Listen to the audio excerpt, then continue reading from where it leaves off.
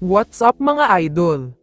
2025 PBA Mock Draft, jackpot ang Hinebra. Pero bago mo sana ipagpatuloy ang panonood mo, ay huwag mong kalimutan na mag-subscribe bilang suporta sa aking YouTube channel. Maraming salamat idol. Isingit lang natin ng mabilisan ang good news at bad news kay RJ Abarientos. Ang good news ay sigurado na siyang mananalo ng Rookie of the Year Award, kahit pangit ang naging performance niya para sa Hinebra. Pero ang bad news naman ay ayaw na siya ng karamihan sa mga Hinebra fans, isa daw siyang pabibo, pasikat at kung ano-ano pa, kaya ang request ng karamihan ay sana daw bitawan na lang siya at paalisin na sa Hinebra.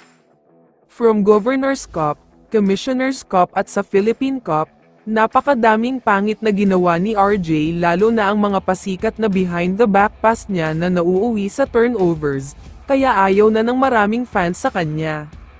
Samantala, lumipat na tayo sa isang mabigat na balita, after ng Philippine Cup Finals ay PBA draft na naman next month.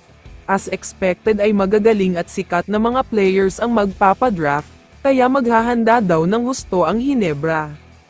Ang isa kasi sa mga prospect ay itong si Quentin Milore Brown, isang 6'10" player na sinasabing mas mahusay pa kay Junmar Fajardo. Sakto pat kailangan ng Hinebra ng isang big man, kaya siya daw ang target nila.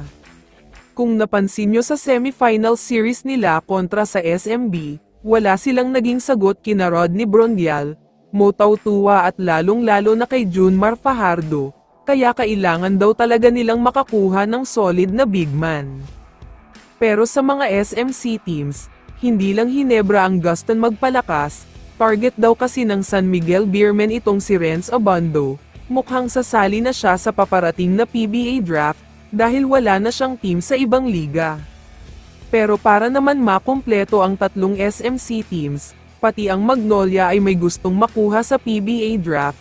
Ito nga ay walang iba kundi si Kobe Paras, magaling at mahusay ito, isa siya sa solid forward sa bansa. Pero sa lahat ng nabanggit, sa tingin ko ay Hinebra talaga ang makikinabang ng husto, dahil malakas at pwedeng-pwede na si Brown, kailangan din nila ng big man na magiging katulong ni Japeth Aguilar at Troy Rosario sa ilalim.